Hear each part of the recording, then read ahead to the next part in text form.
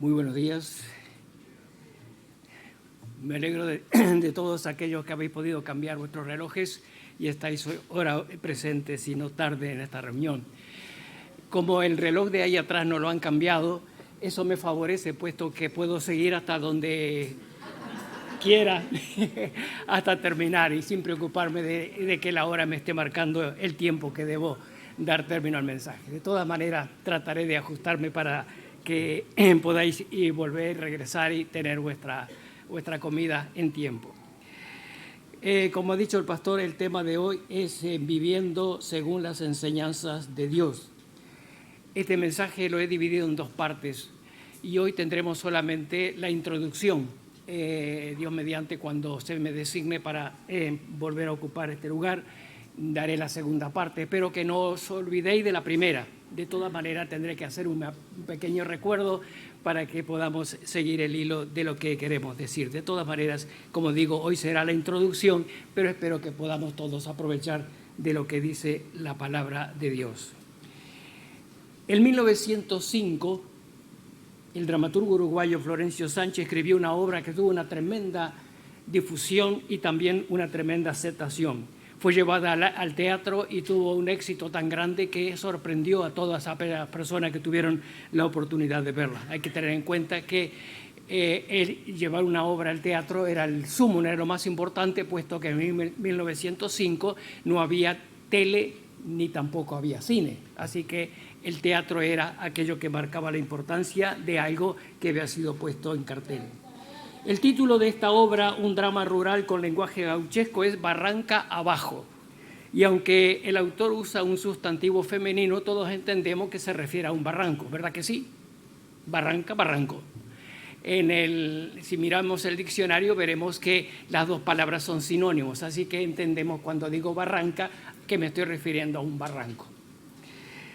En ella el autor pone de manifiesto la gradual decadencia moral de la sociedad de aquellos días, pérdida de valores, pobreza, desigualdad.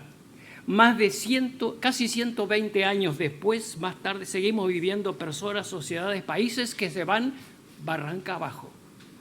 Y lo más sorprendente es que se buscan excusas para justificar una conducta de una manera que es de una manera reprochable. Barranca abajo se va nuestra propia sociedad. Mientras justificamos el pecado con nombres que lo encubren, libertad, derechos personales, tolerancia, etcétera, pero toleramos el pecado tal cual lo dice la Escritura. Estamos viviendo en tiempos donde la droga, el alcoholismo, el libertinaje, los abortos por montones, la vida humana, lo más precioso que Dios ha dado, ha perdido todo valor. Se tacha de extremista, de intolerante a quienes no está de acuerdo con la manera como se piensa actualmente, y se piensa que debemos aceptar toda clase de estilos de vida. El motivo por el cual el mundo entero en todos sus ámbitos se va barranca abajo es porque se ha ido cambiando, se ha ido acomodando a gusto propio lo que no cambia, que es la ley moral de Dios. En los días en que muchas iglesias están cayendo en una tremenda liviandad y mundanalidad, es lamentable, pero es la pura verdad.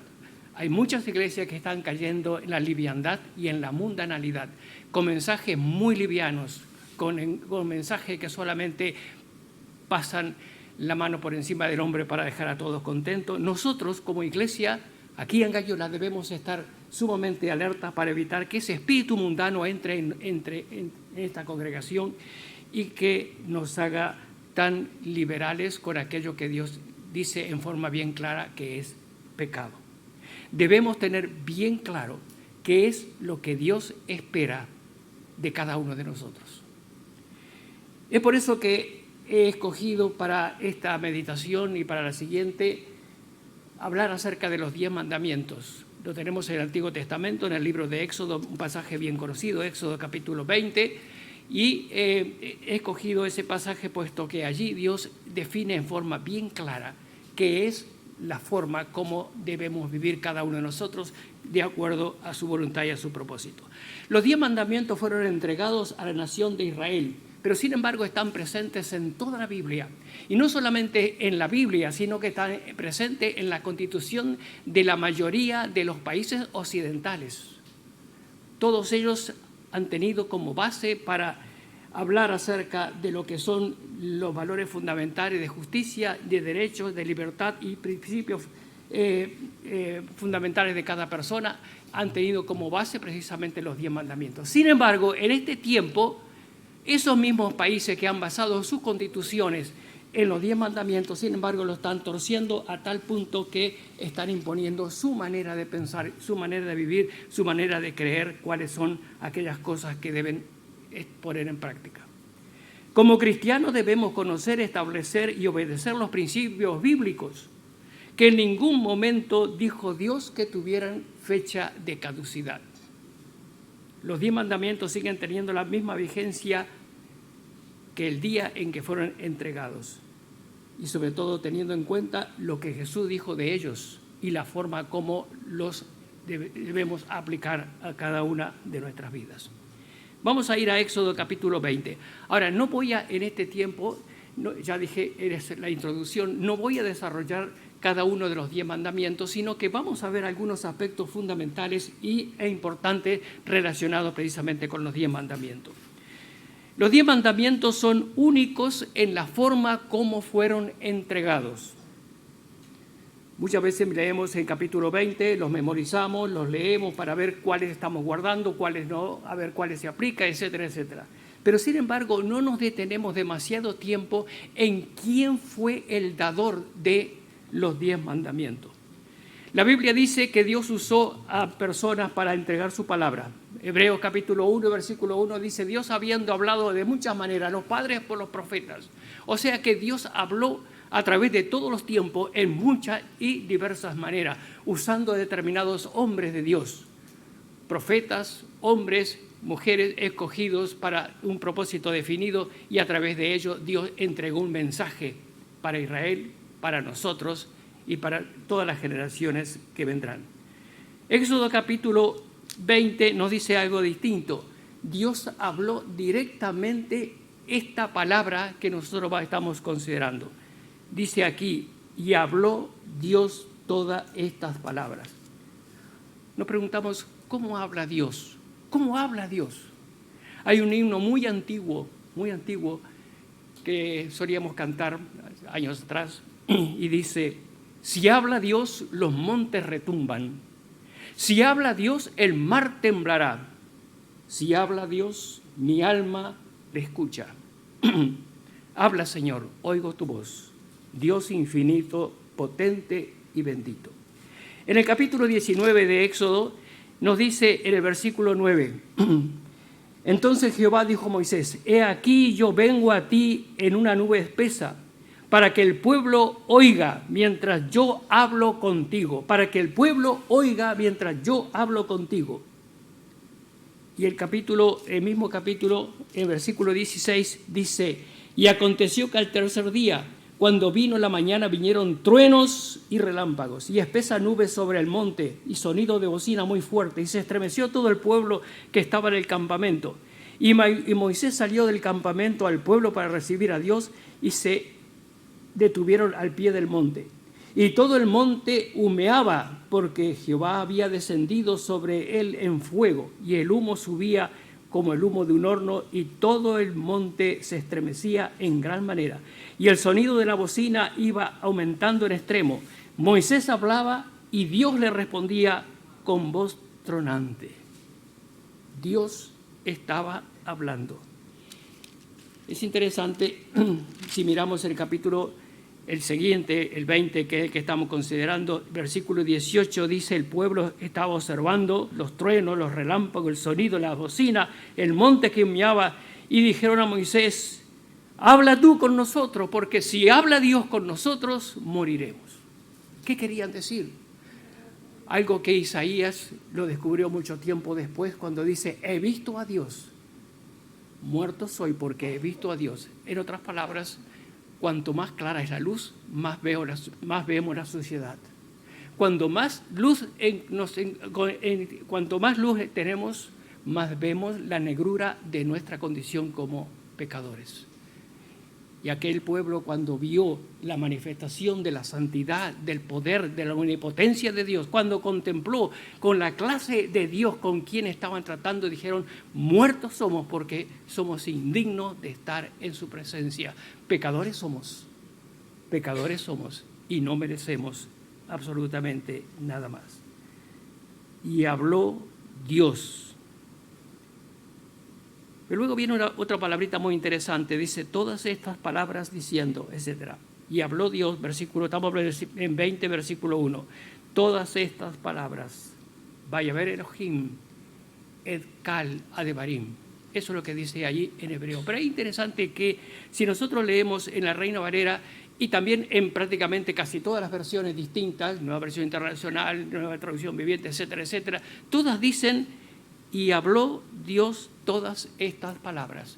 Pero hay una versión que tiene una pequeña diferencia. Intercala una palabrita que es interesante.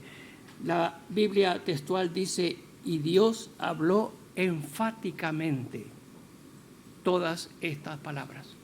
¿Por qué pusieron esta palabrita allí? Porque resulta que en el original, en hebreo, hay una palabra que es et, y una t, una e y una t, et. Es una palabra que no tiene traducción, una palabra que no tiene traducción, pero que sin embargo el propósito de esa palabra, de esa expresión, es enfatizar la palabra siguiente. Y en este caso la palabra siguiente era todas.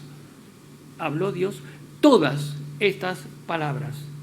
En otras palabras, lo que está diciendo ahí, ese énfasis, es que le está dando una energía, una firmeza, una rotundidad.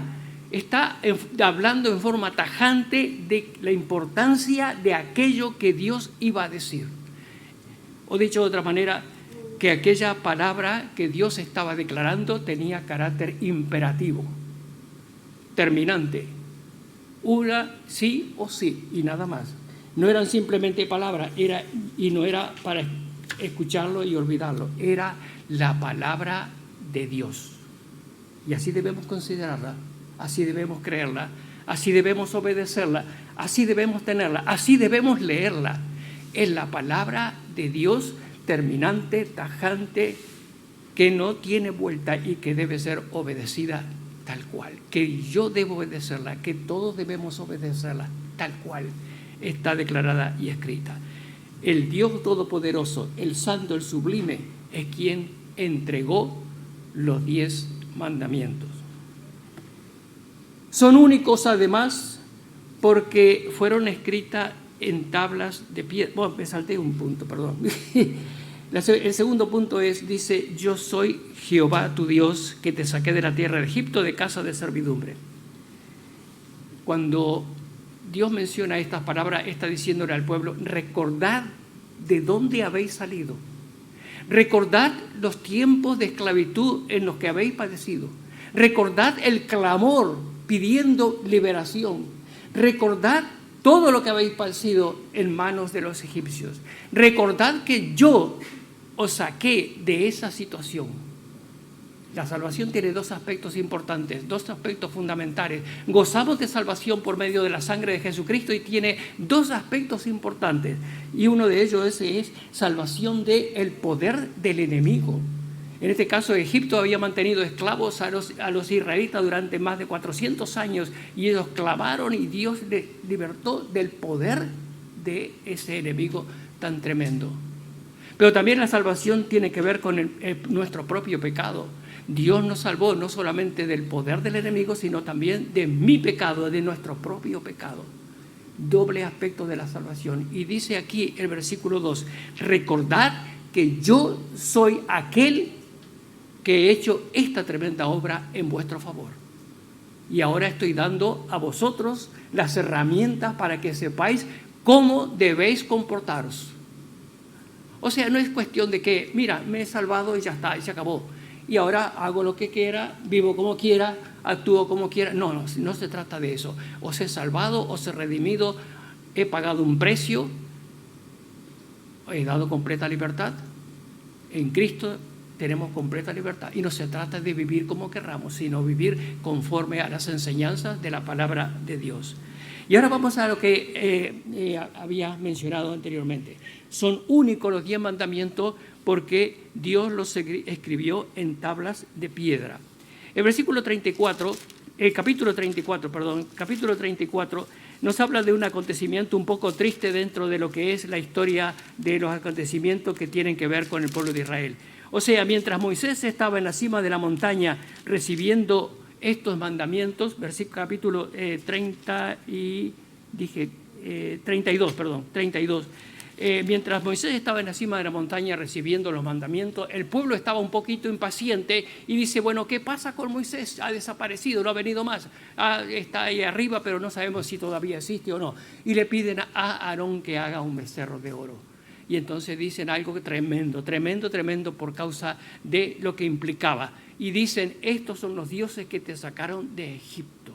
Qué tremendo es y qué traicionero que es el corazón humano, que no se había cerrado, por así decirlo, simbólicamente hablando, todavía las aguas del mar, y ya ellos estaban diciendo, negando quién había hecho aquella tremenda obra de salvación.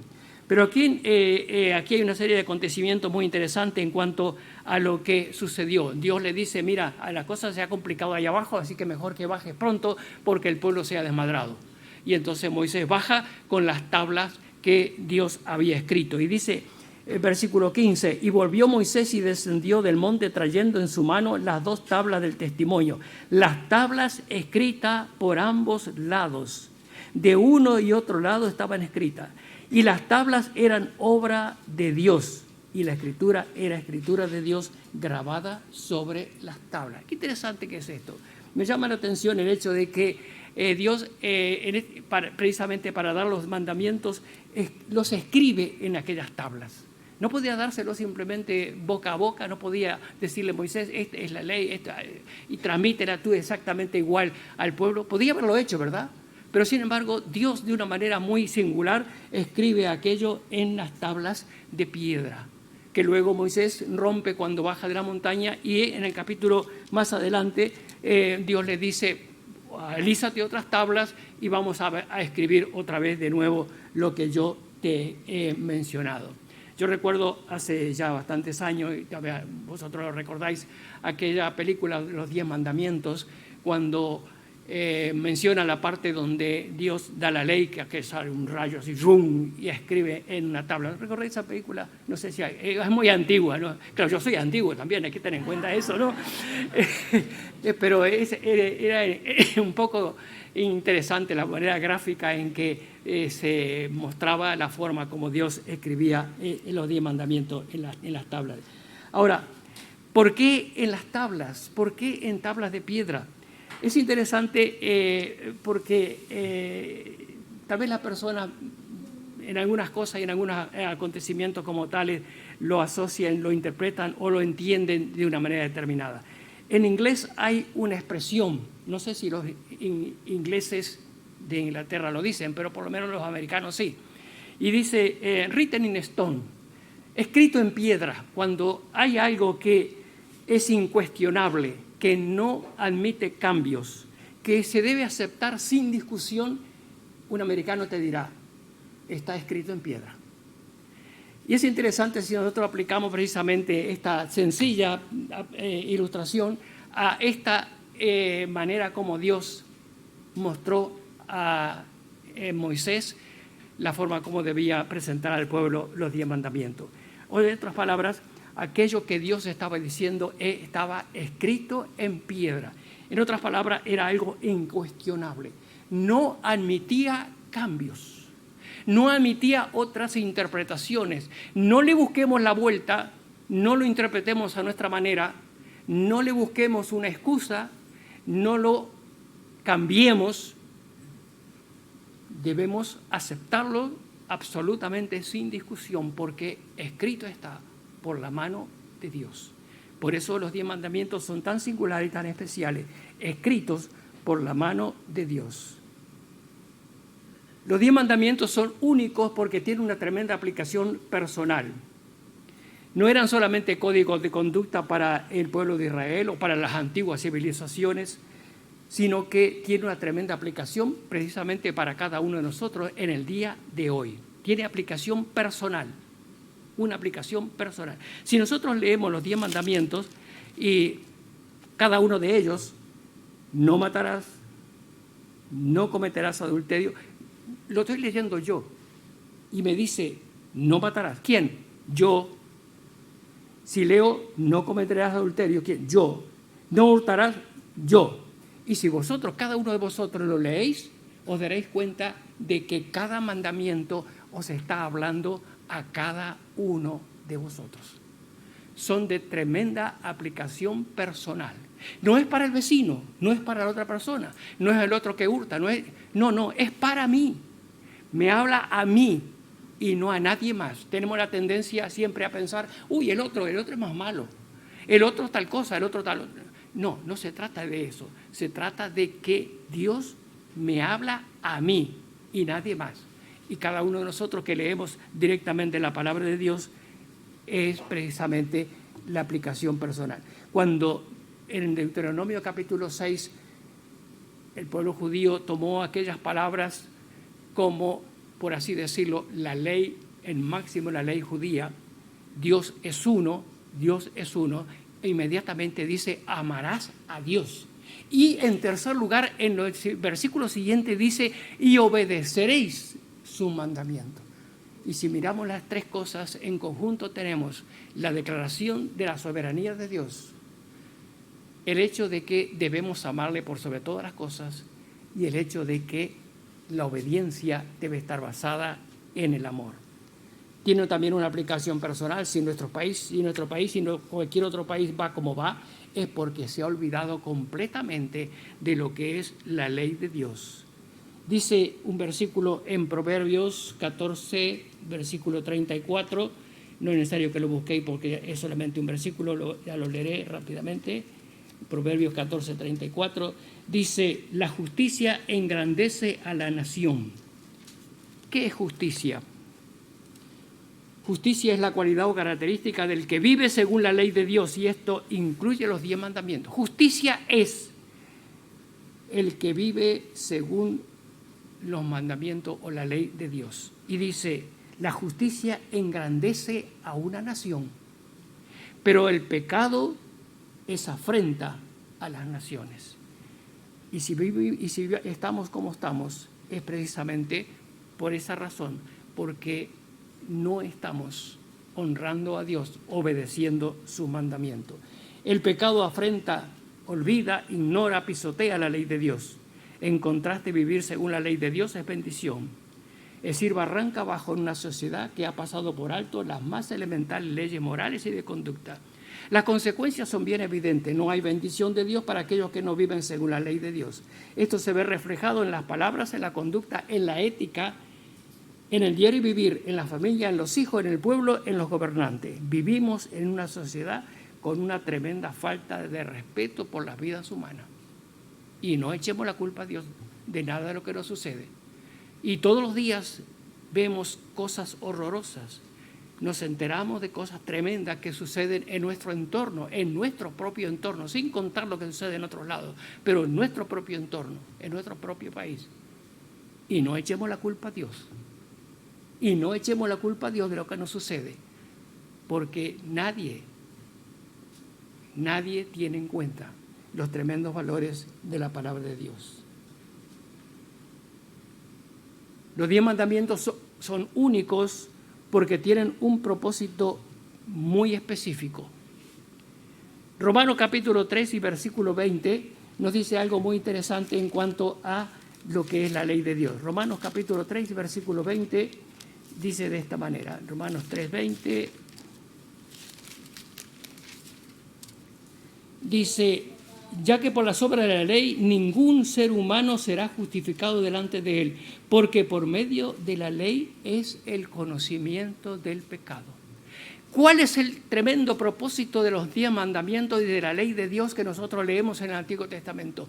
Llevarnos a, en primer lugar, a que reconozcamos y nos demos cuenta de nuestro pecado. La ley revela nuestro pecado y nos lleva a buscar una solución, nos lleva a buscar a Cristo.